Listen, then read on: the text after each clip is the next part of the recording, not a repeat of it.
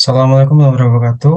Kami dari kelompok satu akan menjelaskan mengenai financial statement dari PT HM Sampurna Tbk dari tahun 2019 hingga tahun 2023.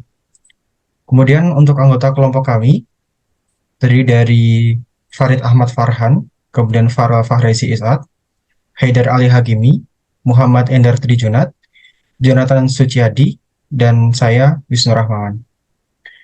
Kita lanjut ke dalam company profile dari PT HM Sampurna sendiri. PT HM Sampurna sendiri atau Hanjaya Mandala Sampurna merupakan perusahaan yang berbasis di Indonesia yang utamanya bergerak dalam bidang manufaktur dan perdagangan rokok kretek. Perusahaan sendiri memproduksi sigaret kretek tangan dan sigaret kretek mesin melalui fasilitas yang berlokasi di Pasuruan, Karawang, Surabaya, Malang, dan Probolinggo. Perusahaan memasarkan produk di bawah merek Jisamsu, Email, Sampurna Kretek, dan Yumail. Selain itu, mereka ada produk tersendiri dan juga perusahaan PT HM Sampurna Tbk mendistribusikan sigaret putih Marlboro yang diproduksi oleh PT Philip Morris Indonesia. Kemudian, selanjutnya adalah mengenai visi dan misi dari PT HM Sampurna. Baik, terima kasih. Di sini saya akan menjelaskan visi dan misi dari PT Sampurna itu sendiri. Yang dimana di sini visi Sampurna terkandung dalam falsafah tiga tangan. Yang dimana falsafah tersebut mencerminkan lingkungan usaha dan peranan Sampurna di dalamnya. Masing-masing dari ketiga tangan tersebut mewakili yang pertama ada perokok dewasa, yang kedua karyawan dan mitra bisnis, serta masyarakat luas. Ketiganya merupakan pemangku kepentingan Sampurna dalam mencapai visi sebagai perusahaan paling terkemuka di Indonesia. Selanjutnya adalah misi dari PT Sampurna itu sendiri. Yang dimana yang pertama, mereka menyediakan produk-produk berkualitas tinggi bagi perokok dewasa dalam kategori harga pilihan merek. Yang kedua adalah memberikan kompensasi yang kompetitif dan lingkungan kerja yang baik kepada karyawan dan membina hubungan baik dengan mitra usaha. Dan yang terakhir di sini misi mereka adalah memberikan sumbangsih kepada masyarakat luas. Selanjutnya adalah hasil laporan keuangan PT HM Sampurna dilanjutkan oleh rekan saya. Baik, selanjutnya adalah mengenai PT HM Sampurna dari analis laporan tahun 2019 hingga tahun 2023. Di mana yang pertama, kita bisa melihat bahwasanya ada 4 kategori. Yang pertama ada biaya, kemudian yang kedua beban pokok penjualan, yang ketiga tren komposisi beban pokok penjualan, dan yang terakhir adalah sales dan total cost. Yang pertama kita bisa menganalisis bahwasanya dari biaya PT HMSP tahun 2019 hingga tahun 2023 terjadi yang namanya peningkatan dari beban pokok penjualan yang mencapai hingga 80%. Di mana ini merupakan angka tertinggi dari kelima beban yang direalisasikan dari PT HMSP tahun 2019 hingga tahun 2023. Kemudian yang kedua, yaitu beban penjualan. Beban penjualan tersendiri memiliki presentase sekitar 5-7% dari total biaya PT HMSP. Dan kemudian yang ketiga, yaitu beban pajak penghasilan, ini memiliki presentase sekitar 3-5%. Kemudian yang keempat, beban umum dan administrasi, dan yang memiliki posisi terakhir terhadap total biaya dari PT HMSP, yaitu biaya keuangan. Selanjutnya adalah analisis BPP dari PT HM Sampurna Tbk. Yang pertama, tadi kita melihat bahwasanya ada kelima beban dari total biaya, di mana beban yang tertinggi adalah biaya pokok penjualan. Di mana biaya pokok penjualan sendiri, ini terpengaruh terhadap biaya produksi langsung yang tinggi, yang mencapai 80%. Sehingga menimbulkan efek terhadap beban pokok penjualan terhadap PT HM Sampurna Tbk. Dari gambar ini, kita bisa melihat atau bisa merepresentasikan bahwasanya PT HM Sampurna Tbk melakukan produksi secara langsung, baik menggunakan mesin, kemudian juga menggunakan karyawan atau kretek tangan yang telah kami sebutkan di company profile yang awal. Yang kedua adalah mengenai efek BPP dari cukai. Kemudian yang ketiga yaitu beban penjualan yang menempati posisi kedua, di mana perusahaan PT HM Sampurna harus bisa meningkatkan citra perusahaan rokok karena terbatasnya regulasi dan juga terbatasnya dari peningkatan marketing yang mengharuskan mereka harus memiliki yang namanya strategi khusus untuk peningkatan penjualan di tahun-tahun selanjutnya. Oke, kita masuk ke analisis beban pokok penjualan. Dan di sini kita bisa lihat terdiri dari 5 biaya. Ada biaya bahan baku, biaya tenaga kerja, biaya overhead pabrik, kita cukai, dan lain-lain. Dan dari 100% biaya pokok penjualan, faktor terbesar yang mempengaruhi BPP adalah kita cukai dengan hampir 70% dari BPP. Hal ini sangat signifikan terhadap BPP secara total.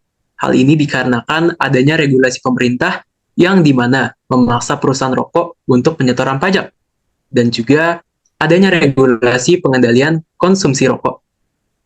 Lalu kedua terbesar adalah biaya bahan baku. Hal ini dapat terbilang mahal karena mengambil 13% dari BPP, dan juga biaya bahan baku menempati posisi kedua di total analisis beban pokok penjualan. Lalu selanjutnya ada biaya overhead pabrik dengan 8%, lalu ada biaya lain-lain dengan 7%, dan yang terakhir ada biaya tenaga kerja dengan 3% dari beban pokok penjualan. Next slide.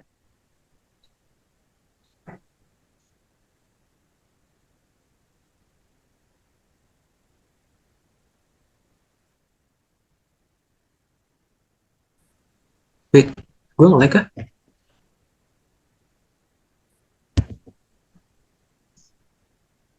Oke, kita masuk ke tren komposisi BPP. Di sini kita bisa melihat dari kuartal 2 2019, itu terdapat kenaikan secara signifikan di bea cukai. Hal ini kami asumsikan pada pemilu 2019, bea cukai menjadi alat pengambilan suara. Hal ini menaikkan harga bea cukai secara signifikan. Lalu di kuartal 1 2020, penurunan bea cukai dengan kenaikan biaya bahan baku dikarenakan adanya pandemi. Dan lalu di kuartal 3 2020, karena adanya penurunan bea cukai, perusahaan langsung fokus untuk melakukan produksi. Ini bisa terlihat dari menurunnya bea cukai dan naiknya biaya bahan baku secara signifikan. Lalu mulai dari kuartal 2 2021, adanya regulasi pemerintah untuk menaikkan bea cukai. Hal ini terlihat dari terus melambungnya beban bea cukai, namun stagnannya biaya bahan baku dari produksi.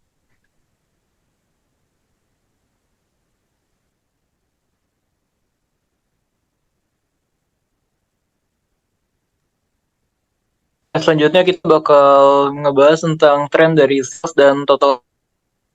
Pertama yang bakal dibahas itu soal regularity phenomenon. Itu adalah fenomena irregular yang mengubahkan yang seharusnya bersifat linear. Jadi regular yang bakal dibahas itu ada dua, yaitu pandemi dan kenaikan cukai. Untuk pandemi tersendiri, terjadinya itu di tahun 2020. Bisa kita lihat terjadi penurunan sales yang sangat signifikan di kuartal 1 2020. Ya, terjadi salesnya tuh sangat signifikan, bisa dilihat sendiri. Dan dampak dari pandemi itu lumayan lama gitu. Recovery-nya dari tahun 2020 sampai 2022. Terus untuk yang kenaikan cukai itu terjadi, bisa dilihat ada 4 kali. Ada 23%, 12,5%, 12%, 10%. Mungkin agak sedikit bingungan kenapa penurunan yang 23% itu lebih dalam tanda kutip baik dibandingkan yang 12% di tahun 2002. Selisihnya lebih kecil gitu. Itu karena kenaikan cukai itu compound gitu. Jadi misalkan di tahun 2020 udah naik 23%, di tahun 2022 12%. Itu compound ya, nggak cuman terjadi di tahun itu doang. Terus bisa dinotis juga kalau di kuartal 1, tiap tahunnya itu beban itu lebih murah. Bisa bilang lebih rendah dibanding kuartal lain. Rata-rata itu sekitar 78% dibandingkan kuartal lain itu sekitar 82%. Ini tuh bisa jadi karena daya beli yang lebih tinggi dan faktor-faktor lain tuh bikin bahan baku itu jadi lebih murah dibandingkan yang lain. Terakhir untuk tahun 2022 bakal direncanain 10%. Jadi untuk forecast-nya kurang lebih harusnya betul sama kayak 2023.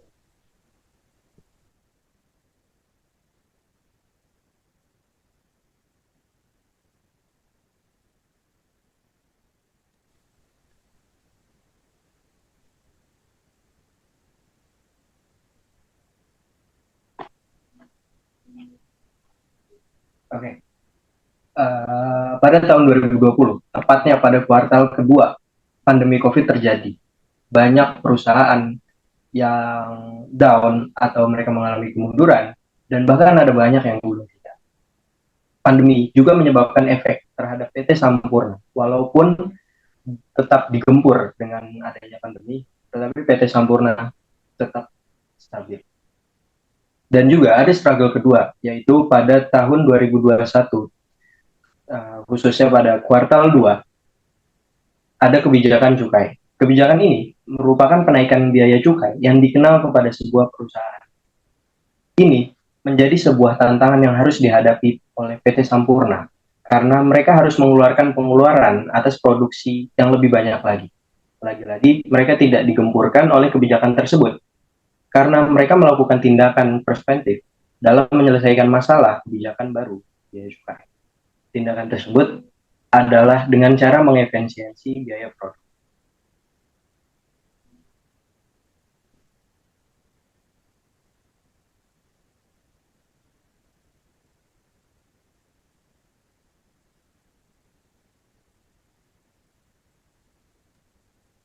Bagian selanjutnya adalah penjualan dan komponen beban pokok penjualan. Dari interpretasi analisis data ini, itu dapat dilihat bahwa adanya pergerakan penjualan dan BPP itu relatif sama.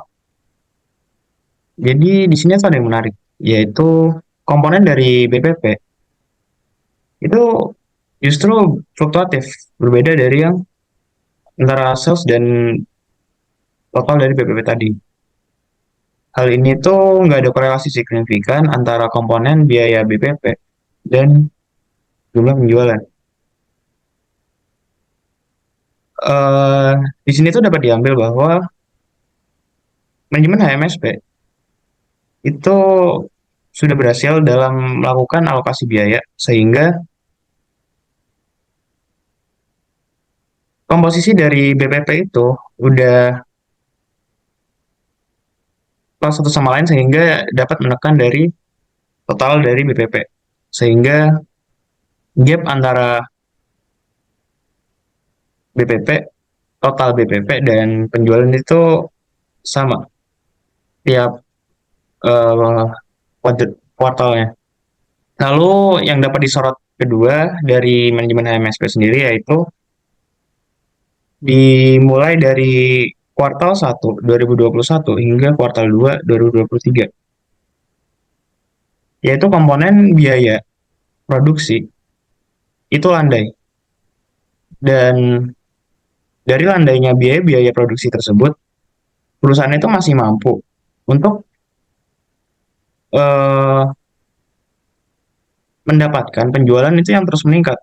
Meskipun stabil di angka tadi 10 hingga 12%, tapi itu stabil naik terus. Padahal dari biaya produksi sendiri itu tetap atau statis. Dan itu yang harus diapresiasi bahwa terjadinya efisiensi dan efektivitas dari proses produksi HMSP sendiri. Kesimpulan yang dapat diambil adalah kunci dari keberhasilan ekspansi modal yang telah diterapkan PT Sampurna adalah efisiensi biaya produksi. Efisiensi biaya produksi adalah suatu konsep yang penting dalam manajemen bisnis yang bertujuan untuk meminimalisir pengeluaran sumber daya dan meningkatkan profitabilitas. Dalam efisiensi biaya produksi diperlukan analisis biaya menyeluruh untuk memahami elemen-elemen biaya produksi.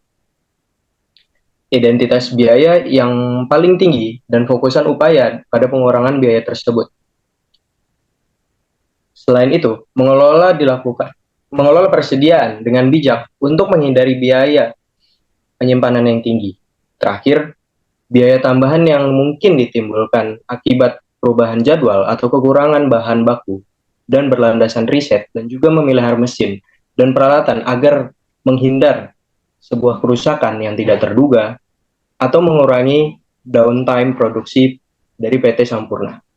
Lalu memantau dan mengevaluasi setiap proses produksi secara berkala agar dapat mengidentifikasi area-area yang dapat dioptimalkan untuk mencapai efisiensi biaya yang lebih baik, sehingga pengeluaran untuk kebutuhan produksi mereka agar tetap stabil dan meningkatkan probabilitas. Selanjutnya dilanjut oleh Pak Kanza. Baik, terima kasih. Selanjutnya di sini saya akan menyampaikan sebuah saran kepada perusahaan PT Sampurna, di mana hal yang dapat ditingkatkan lagi dalam PT Sampurna adalah ekspansi modal, yang di mana dikarenakan ekspansi modal merujuk pada upaya perusahaan untuk meningkatkan kapasitas atau memperluas kegiatan bisnisnya dengan mengalokasikan sumber daya keuangan untuk investasi dalam aset-aset baru atau pengembangan operasional. Selanjutnya, di mana ekspansi modal dapat membantu perusahaan dalam pengembangan rencana bisnis terperinci yang mencakup tujuan ekspansi, strategi pemasaran, perencanaan operasional, analisis risiko, dan proyeksi keuangan. Selanjutnya, di sini adalah rencana bisnis ini harus menjadi sebuah panduan yang jelas untuk implementasi ekspansi di dalam produksi, yang dimana implementasikan rencana ekspansi secara hati-hati dan terus memonitor kemajuannya. Sistem pemantauan yang efektif akan membantu perusahaan PT Sampurna itu sendiri mengidentifikasi dan menanggapi perubahan atau tantangan yang mungkin timbul selama proses ekspansi. Dan yang terakhir adalah ekspansi modal merupakan strategis yang memerlukan analisis mendalam, perencanaan yang matang, dan pelaksanaan yang cermat. Karena pendekatan yang baik, ekspansi dapat menjadi faktor kunci dalam pertumbuhan dan keberhasilan jangka panjang suatu perusahaan.